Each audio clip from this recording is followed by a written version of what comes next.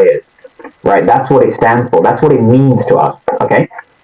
So if we go now to just a 1 minute execution, there we go. So here we go, there and there. And so what we're seeing is we're seeing a lot of buying aggression, right? That's what the A stands for.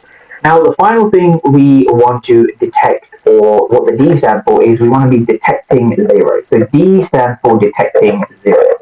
So what I mean by detecting zero specifically is this.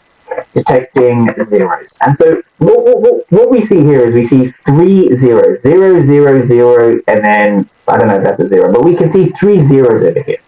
0, 0, 0. So when you see a 0, what does that even mean? Like, how do we interpret that literally? So a 0, think of it this way, it's basically a finished auction in price, right here.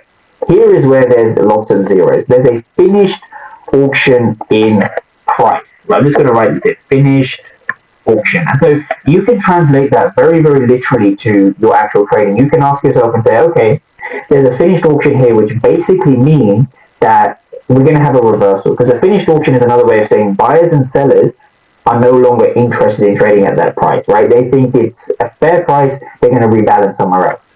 Now, it's your job to kind of understand where they're going to rebalance. So this is where the whole reading acronym comes from. You want to evaluate the delta, assess the aggression, and detect zero. So if you can see a ton of buying activity here, buying aggression, right, and we break below the zone, this gives us the confirmation to go short, right? This is how to go short in any market, right? You want to be reading the aggression, reading the delta, right? So this is why the footprint charts are needed and they're so powerful. Now, let's go to today's long trade, because we're going to flip that idea on its head. But in order for us to do that, what we want to focus on is this, right? So I get a ton of questions about how do you find your key levels.